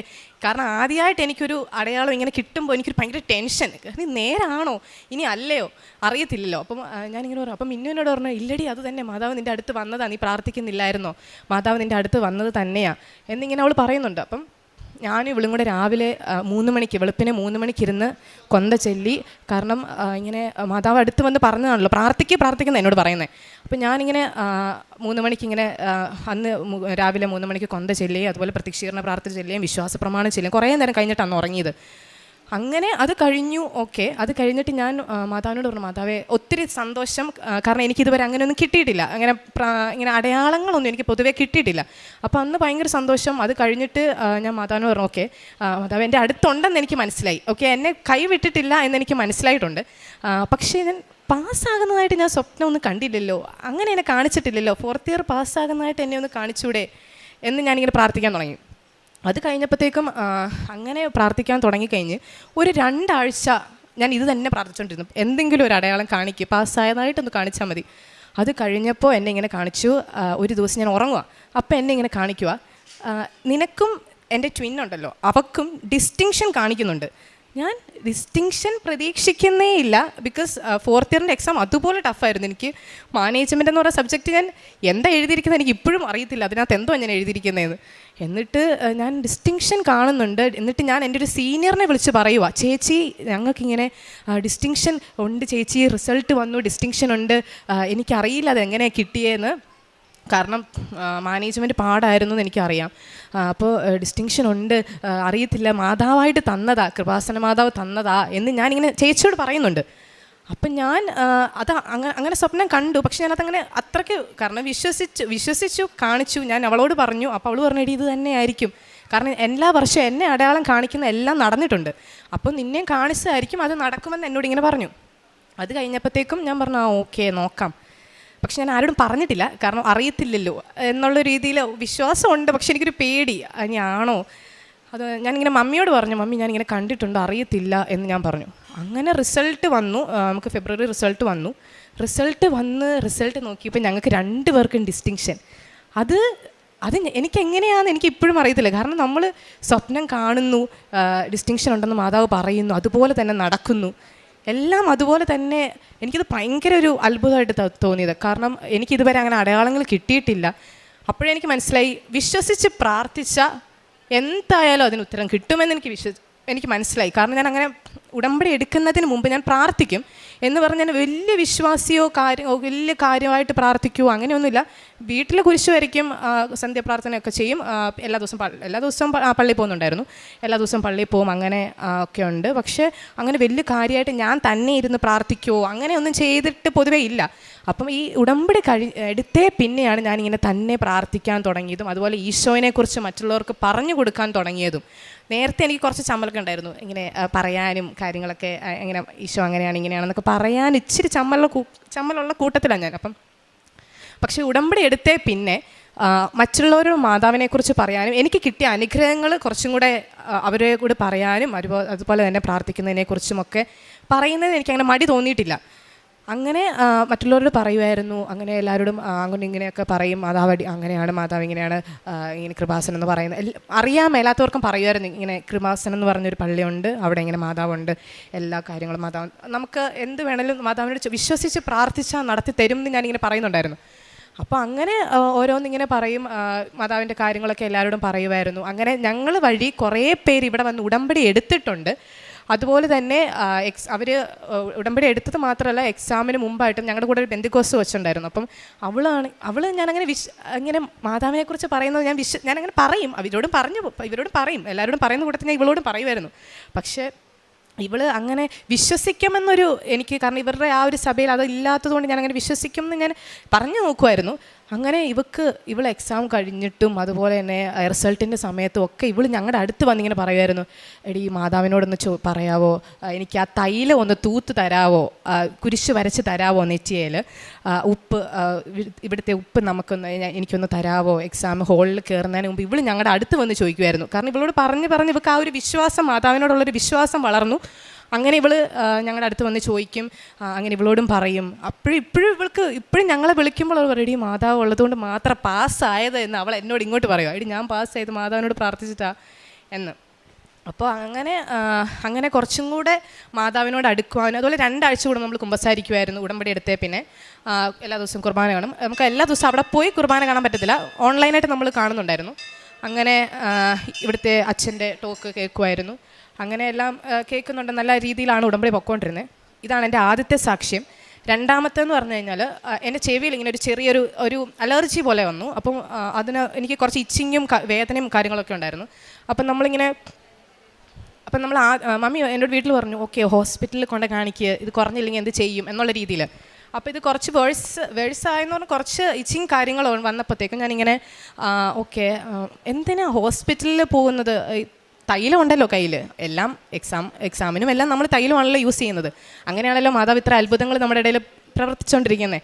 അപ്പം ഞാനിങ്ങനെ ഓക്കെ അതൊന്ന് തൂത്താൽ പോരെ എന്നുള്ള, അത് കുരിശ് വരച്ചാൽ പോരെ എന്നുള്ള രീതിയിലായിരുന്നു. അപ്പം മമ്മി ഇങ്ങനെ പറയുമ്പോൾ ഞാൻ പറയും, ഇല്ല അമ്മി അതിൻ്റെ ആവശ്യമില്ല, തൈലം ഉണ്ടല്ലോ അത് അത് മതി, അതിൻ്റെ ആവശ്യമുള്ളൂ എന്ന് ഞാനിങ്ങനെ പറയുന്നുണ്ടായിരുന്നു. അങ്ങനെ ഞാൻ ഡേറ്റ് ഇട്ട് പ്രാർത്ഥിച്ചു. 2 ആഴ്ചയ്ക്കുള്ളിൽ മാതാവേ എനിക്കിത് മാറ്റി തരണേന്ന് ഞാൻ ഡേറ്റ് ഇട്ട് പ്രാർത്ഥിച്ചു. 2 ആഴ്ച പോയിട്ട് 1 ആഴ്ച കഴിഞ്ഞപ്പോൾ അതൊരു പാട് പോലും ഇല്ലാതെ അത് നല്ല ലൈക്ക് ഒരു റെഡ് കളറായിട്ട് ഇങ്ങനെ ഭയങ്കര ചൊറിച്ചിലുണ്ടായിരുന്നു. അപ്പോഴത്തേക്കും ഞാനിങ്ങനെ പ്രാർത്ഥിച്ചതിൻ്റെ ഫലമായിട്ട് 1 ആഴ്ച കഴിഞ്ഞപ്പോൾ ഒരു പാട് പോലും ഇല്ല, അത് ക്ലിയർ സ്കിന്നായിട്ട് മാതാവ് മാറ്റി തന്നു. അത് ഭയങ്കര അത്ഭുതമായിരുന്നു. കാരണം അത് വീട്ടിലിങ്ങനെ പറഞ്ഞു. അങ്ങനെയാണ് അവർ കുറച്ചും കൂടെ വിശ്വസിക്കാൻ തുടങ്ങിയത്. അവർക്കും ഓക്കെ പ്രാർത്ഥിക്കുന്നുണ്ട്, കാര്യങ്ങളുണ്ട്, പക്ഷേ ഇവിടുത്തെ കൃപാസനം എന്നുള്ള രീതിയിൽ അവർക്ക് അങ്ങനെ ഓക്കെ പ്രാർത്ഥിച്ചോ എന്നുള്ള ഞങ്ങളോട് പ്രാർത്ഥിച്ചോ എന്നുള്ള രീതിയിലായിരുന്നു. എല്ലാം മാതാവ് ഒരുപോലെയാണല്ലോ, അങ്ങനെ ഒരു ഇതായിരുന്നു. പക്ഷേ ഞങ്ങൾ പറഞ്ഞ് ഞങ്ങൾക്ക് കിട്ടിയ അനുഗ്രഹങ്ങൾ ഇവർ കാണാൻ തുടങ്ങിയ പിന്നെ ഇവർക്കും കുറച്ചും കൂടെ ഇവരും ബിലീവ് ചെയ്യാൻ തുടങ്ങി. അങ്ങനെ ഇവർക്കും ഇപ്പം ഭയങ്കര വിശ്വാസമാണ്. ഇവരും ഇതുപോലെ തന്നെ മമ്മി ഉടമ്പടി എടുത്തു അത് കഴിഞ്ഞ്. അതുപോലെ തന്നെ അവർക്കും ഇപ്പം കുറച്ച് വിശ്വാസമാണ്. അതുപോലെ തന്നെ പ്രേക്ഷിത പ്രവർത്തനം എന്ന് പറഞ്ഞു കഴിഞ്ഞാൽ ഞങ്ങൾ ചെയ്തുകൊണ്ടിരുന്നത്, ഞങ്ങൾ ഹോസ്പിറ്റലിൽ വർക്ക് ചെയ്തുകൊണ്ടിരിക്കുകയായിരുന്നു. അപ്പം നമ്മുടെ ഹോസ്പിറ്റലിനടുത്ത് തന്നെ ഒരു ചെറിയ കുടിലൊക്കെ പോലെ കുറേ ആൾക്കാരിങ്ങനെ താമസിക്കുന്നുണ്ടായിരുന്നു. അപ്പോൾ അവർക്ക് അങ്ങനെ പൈസയോ കാര്യങ്ങളോ ഒന്നുമില്ല, കുറേ കുഞ്ഞു പിള്ളേരുണ്ട്, തെരുവിൽ അങ്ങനത്തെ ഒരു സെറ്റപ്പ്. അപ്പം നമ്മളെല്ലാ മാസവും വീട്ടിൽ നമുക്ക് പോക്കറ്റ് മണി ആയിട്ടാണ് അയച്ചു തരുന്നത്. അപ്പം എല്ലാ മാസവും കുറച്ച് നമ്മൾ സേവ് ചെയ്തിട്ട് ഇവർക്ക് എല്ലാ മാസവും ഒരു നേരത്തെ ആഹാരം നമ്മൾ കൊടുക്കുന്നുണ്ടായിരുന്നു. അപ്പോൾ അതാണ് ഞങ്ങൾ പ്രേക്ഷിത പ്രവർത്തനമായിട്ട് ചെയ്തുകൊണ്ടിരുന്നത്. അതുപോലെ മാതാവിനെക്കുറിച്ച് ഈശോനെക്കുറിച്ച് മറ്റുള്ളവരോട് പറയുകയും അതിനൊരു മടിയും കാണിച്ചിട്ടില്ല. അതുപോലെ അങ്ങനെയായിരുന്നു നമ്മൾ ഉടമ്പടി ജീവിതം മുന്നോട്ട് പോയിക്കൊണ്ടിരുന്നത്. എൻ്റെ പേര് അയോണ മെറിൻ ജോസഫ്. ഞാൻ കൈപ്പുഴ കോട്ടയത്ത് നിന്ന് വരുന്നു. ഇതുപോലെ തന്നെ ഞാനും ഫസ്റ്റ് ഇയർ ഞങ്ങളിവിടെ വന്ന് ഉടമ്പടി എടുത്ത് 4th ഇയർ വരെ മാതാവ് നല്ല മാർക്കോടെ പാസ്സാക്കി തന്ന മാതാവിന് 1000 നന്ദി പറയുന്നു. അതുപോലെ തന്നെ എനിക്ക് കഴിഞ്ഞ ദിവസം ഒരു ഇൻ്റർവ്യൂ ഉണ്ടായിരുന്നു. അപ്പം ഞാൻ മാതാവിനോട് ഞാനിപ്പോൾ ഫോണിലായിരുന്നു. അപ്പം ഞാൻ ഉപ്പ് വിതറി ഫോണിൽ തൈലവും പൂശി പ്രാർത്ഥിച്ചു. മാതാവെ എന്നോട് ഒത്തിരി ചോദ്യം ചോദിക്കരുത്, കാര്യം ഞാൻ ബാംഗ്ലൂരിൽ നിന്ന് വന്ന അന്നായിരുന്നു എനിക്ക് ഇൻ്റർവ്യൂ. അപ്പോൾ എന്നോട് ഒത്തിരി ചോദ്യം, ഞാൻ ഒത്തിരി പ്രിപ്പയർ ചെയ്തിട്ടില്ല. ഞാൻ ജസ്റ്റ് ഒരു ചോദ്യം നോക്കി, ഞാൻ എന്നിട്ട് അത് വെച്ച് മാതാവിനോട് പ്രാർത്ഥിച്ചു, മാതാവേ എന്നോട് ഈ ഒരു ചോദ്യം ചോദിക്കാവുള്ളൂ, എനിക്കിത് മാത്രമേ അറിയത്തുള്ളൂ, ഇതേ പഠിക്കുന്നുള്ളൂ എന്ന് പറഞ്ഞ് ഞാൻ ആ ഒറ്റ ക്വസ്റ്റ്യൻ ഞാൻ പഠിച്ചിട്ടുള്ളൂ. അതുപോലെ തന്നെ ഇൻ്റർവ്യൂവർ എന്നോട് ജസ്റ്റ് പേരും ഇൻട്രൊഡക്ഷനും പറയാൻ പറഞ്ഞു. അതുപോലെ ഞാൻ പഠിച്ച ആ ഒറ്റ ക്വസ്റ്റ്യൻ മാത്രം എന്നോട് ചോദിച്ചു. ഇൻ്റർവ്യൂ ഞാൻ പാസ്സായി. ഈ 23-ാം തീയതി ഞാൻ ജോയിൻ ചെയ്യുവാണ്. അതുപോലെ തന്നെ എനിക്ക് രജിസ്ട്രേഷൻ ഇതുവരെ ആയിട്ടില്ല, അതും മാതാവ് എനിക്ക് 23-ാം തീയതിക്ക് മുമ്പ് നടത്തി തരുമെന്ന് ഞാൻ പ്രതീക്ഷിക്കുന്നു. പിന്നെ മാതാവിനും ഈശോയ്ക്ക് ഒരു 1000 നന്ദി പറയുന്നു. ലൂക്കായുടെ വിശുദ്ധ സുവിശേഷം 7-ാം അധ്യായം 4-ാം തിരുവചനം, എന്തെന്നാൽ നീ ഇത് ചെയ്തു കൊടുക്കാൻ അവൻ അർഹനാണ്, എന്തെന്നാൽ അവൻ നമ്മുടെ ജനത്തെ സ്നേഹിക്കുന്നു. ശതാധിപൻ്റെ ഭൃത്യനെ സുഖപ്പെടുത്തുന്ന സുവിശേഷ ഭാഗമാണ് നാം കേട്ടത്. ഈശോയോട് ശതാധിപൻ വന്ന് യേശുവിനെ പറ്റി കേട്ട് തൻ്റെ ഭൃത്യനെ സുഖപ്പെടുത്തണമെന്ന് പറയുമ്പോൾ ചില യഹൂദ പ്രമാണികൾ ഈശോയോട് പറയുന്നതാണ്, നീ ഇത് ചെയ്തു കൊടുക്കാൻ അവൻ അർഹനാണ്, എന്തെന്നാൽ അവൻ നമ്മുടെ ജനത്തെ സ്നേഹിക്കുന്നു. ഇന്ന് ഈ അൾത്താരയിൽ നിന്നുകൊണ്ട് നീയായും അയോണായും അവർ ഫ്രണ്ട്സാണ്. ബാംഗ്ലൂരിൽ BSc നഴ്സിംഗ് 4th ഇയർ കഴിഞ്ഞ് റിസൾട്ടിന് ശേഷം ഡിസ്റ്റിങ്ഷനും ഫസ്റ്റ് ക്ലാസ്സും ഒക്കെ കിട്ടി. ആ മക്കൾ ഇവിടെ വന്നു നിന്ന് ഇന്ന് അമ്മയുടെ തിരുനടയിലൂടെ, അമ്മയുടെ ഉടമ്പടിയിലൂടെ ഈശോ തങ്ങൾക്ക് ചെയ്ത വലിയ കൃപാവര പദ്ധതിയെക്കുറിച്ച് നമ്മോട് അവർ പ്രസംഗിക്കുകയാണ്. അവരുടെ ദൈവാനുഭവമാണ് അവർ പ്രസംഗിക്കുന്നത്. അവർ പറഞ്ഞ കാര്യങ്ങൾ നീയ വ്യക്തമായിട്ട് പറഞ്ഞു. എങ്ങനെയാണ് പരിശുദ്ധ അമ്മ തൻ്റെ ജീവിതത്തിൽ ഇടപെട്ടത്? ഒരു സബ്ജക്റ്റ് അത് ആ കോളേജിലുള്ളവർക്ക് മൊത്തം, പരീക്ഷ എഴുതിയവർക്ക് മൊത്തം അത് വളരെ ടഫായിട്ടുള്ള ഒരു സബ്ജക്റ്റ്. അതുമൂലം ആരും തന്നെ പാസ്സാകുമോ എന്ന് അറിയില്ല. എന്നാൽ അത് ഇവർക്ക് ഏറ്റവും കുറച്ചുകൂടി ടഫായിട്ട് നീയായിക്ക് തോന്നി. താൻ പാസ്സാകാൻ യാതൊരു ചാൻസുമില്ല എന്നുള്ള ആ ഒരു അവസ്ഥയിൽ എങ്ങനെ പിന്നീട് തൻ്റെ റിസൾട്ടിൻ്റെ സമയത്ത് 4th ഇയറിൽ അമ്മയുടെ സാന്നിധ്യം ഉണ്ടാകുന്നു. ഇവിടെ പ്രസൻസ്, അതാണ് മരിയൻ കണ്ടൻ്റായിട്ട് നമുക്ക് കാണുവാൻ കഴിയുക. അമ്മ തന്നെ വന്നു, അമ്മ തന്നെ പറഞ്ഞു കൊടുക്കുന്നു. ഇത് നിയയുടെ ജീവിതത്തിൽ ആദ്യമാണെങ്കിൽ ഇവിടെ ഇരിക്കുന്ന ഓരോരുത്തരുടെയും ജീവിതത്തിൽ, ഇവിടെ സാക്ഷ്യം പറഞ്ഞു പോകുന്ന ഓരോരുത്തരുടെയും ജീവിതത്തിൽ പരിശുദ്ധ അമ്മയുടെ ഈ സാന്നിധ്യം എത്രയോ പേർക്കാണ് ഇന്ന് അനുഭവവേദ്യമാകുന്നത്. ഓരോ സാക്ഷ്യങ്ങളും നമ്മോട് പറയുന്നത് അമ്മ ഓടി നടക്കുന്ന അമ്മ നമ്മുടെ അടുത്തേക്ക് കടന്നു വരുന്ന അമ്മയുടെ സാന്നിധ്യത്തെക്കുറിച്ച് തന്നെയാണ്. അങ്ങനെ ആ മകൾക്ക് സ്വപ്നത്തിൽ പറഞ്ഞതനുസരിച്ച് തന്നെ ആ മകൾക്ക് ഡിസ്റ്റിങ്ഷൻ കിട്ടുന്നു. ഈ മകൾക്കും ഈ മകളുടെ ട്വിൻ സിസ്റ്ററിനും ഡിസ്റ്റിങ്ഷൻ കിട്ടുന്നു എന്നാണ് നാം കേട്ടത്. അവരുടെ കോളേജ് ലൈഫായിരുന്നു. എന്നാൽ തങ്ങളുടെ കൂടെ പഠിച്ച കുട്ടികൾ അവരാരുമാകട്ടെ എല്ലാവരോടും അവർ കർത്താവിനെക്കുറിച്ച് പറഞ്ഞു. അതുകൊണ്ട് തന്നെ അമ്മ നമ്മെ പരിചയപ്പെടുത്തും ഈശോയുടെ അടുത്ത്. അതാണ് ഹെബ്രായർ 4:16 നമുക്ക് കാണുവാൻ കഴിയുക. വേണ്ട സമയത്ത് കരുണയും കൃപാവരവും ലഭിക്കുന്നതിനായി കൃപാവരത്തിൻ്റെ സിംഹാസനത്തെ നമുക്ക് സമീപിക്കാം. ഈ സിംഹാസനത്തിൽ നമ്മെ പരിചയപ്പെടുത്തുന്ന ഒരു വ്യക്തിയുണ്ട് കർത്താവിൻ്റെ അടുത്ത്. ആ വ്യക്തിയാണ് പരിശുദ്ധ ദൈവമാതാവ്. മകനെ അവർക്ക് വീഞ്ഞില്ല എന്ന് പറഞ്ഞ അമ്മ അതുപോലെ ഓരോ മക്കളുടെയും കാര്യത്തിൽ അമ്മ പരിചയപ്പെടുത്തിക്കൊണ്ടിരിക്കും. നീ ഇതവർക്ക് ചെയ്തു കൊടുക്കണം. അപ്പോൾ ഭൃത്യൻ്റെ കാര്യത്തിൽ യഹൂദ പ്രമാണികൾ പറഞ്ഞു, ഇതിനവൻ അർഹനാണ്, അവൻ നമ്മുടെ ജനത്തെ സ്നേഹിക്കുന്നു. ഈ ജനത്തെ സ്നേഹിക്കുന്നവരാണ് കർത്താവിനെ മറ്റുള്ളവർക്ക് പറഞ്ഞു കൊടുക്കുക. ഈ കുഞ്ഞുങ്ങൾ പറഞ്ഞു, ഞങ്ങൾ ഈശോയെക്കുറിച്ച് പറഞ്ഞുകൊണ്ടിരുന്നു, കൃപാസന പത്രം ഞങ്ങൾ കൊടുത്തു, അതുപോലെ നേർച്ച വസ്തുക്കൾ മറ്റുള്ളവർക്ക് ഞങ്ങൾ കൊടുത്ത് അവർക്ക് വേണ്ടി ഞങ്ങൾ പ്രാർത്ഥിച്ചു. പഠിക്കുവാൻ ഒത്തിരിയേറെ ബുദ്ധിമുട്ടുള്ള കുഞ്ഞുങ്ങൾക്ക് ഞങ്ങൾ അങ്ങനെയുള്ള സഹായങ്ങൾ ഞങ്ങൾ ചെയ്തു. അവരും കൂടി അവസാനം വന്ന് പറഞ്ഞു, എടി മാതാവ് ഉള്ളത് കൊണ്ട് തന്നെയാണ് പരീക്ഷയിൽ പാസ്സായതെന്ന്. അപ്പോഴവിടെയൊക്കെ അവർ വിളമ്പിക്കൊടുത്തത് കർത്താവിനെയാണ്. അതുകൊണ്ട് തന്നെ അമ്മ പ്രത്യക്ഷപ്പെടാൻ, അമ്മ വന്ന് സംസാരിക്കാൻ ഇടയായി. ബഹുമാനപ്പെട്ട VP ജോസഫ് അച്ഛൻ്റെ ജീവിതത്തിൽ അച്ഛൻ്റെ 1984 മുതൽ അച്ഛൻ്റെ ശുശ്രൂഷകൾ ആരംഭിക്കുന്ന ആ ഒരു സമയം മുതൽ അച്ഛൻ ചെയ്ത ഓരോ ത്യാഗപൂർണമായ പ്രവൃത്തികളാണ് പരിശുദ്ധ അമ്മ ഈ അൾത്താരയിൽ പ്രത്യക്ഷപ്പെടാൻ ഇടയായത്. അച്ഛൻ്റെ തെദേവും എന്ന പുസ്തകത്തിലെല്ലാം നമുക്കിതെല്ലാം കാണാൻ കഴിയും. അപ്പോൾ പ്രിയപ്പെട്ടവരെ, ഇന്ന് ഈ കുഞ്ഞുങ്ങൾ, യുവതികളായ ഈ മക്കൾ, ഇവരിവരുടെ ജീവിതത്തിൽ ഒരിക്കലും മറക്കില്ല ദൈവം തങ്ങളെ തൊട്ട അനുഭവം. തങ്ങൾക്ക് ഈ അമ്മ എങ്ങനെയാണ് തങ്ങളുടെ ജീവിതത്തിൽ ഈശോയെ കൊണ്ടുവന്ന് തന്നത് എന്നത് ഇവർ മറക്കില്ല. 2 ആഴ്ചയിൽ കുമ്പസാരം യുവതികളാണ്. പിന്നെ ഒരു കാര്യമുണ്ട്, ഓൺലൈൻ നാം കുർബാനയല്ല നാം കൂടേണ്ടത്. ഇവർ ഹോസ്റ്റലിലായിരുന്നത് കൊണ്ട് ഇവരത് ചെയ്തു. അപ്പോഴാരും വിചാരിക്കരുത് ഓൺലൈൻ കുർബാന കൂടിയാൽ മതിയെന്ന്.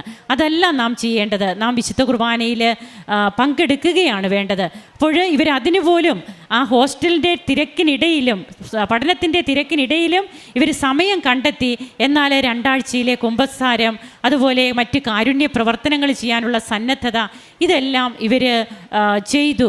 അങ്ങനെ തങ്ങളുടെ ജീവിതത്തിൽ ഏറ്റവും നല്ല റിസൾട്ടും വാങ്ങിച്ചുകൊണ്ട് ഇന്ന് അമ്മയുടെ തിരുനടയിൽ നിന്ന് ഈ മക്കൾ നന്ദി പറയുമ്പോൾ നമുക്കും ദൈവത്തെ മഹത്വപ്പെടുത്താൻ കരങ്ങളടിച്ച് ഈശോയ്ക്കും അമ്മയ്ക്കും നന്ദി പറയാം. യേശു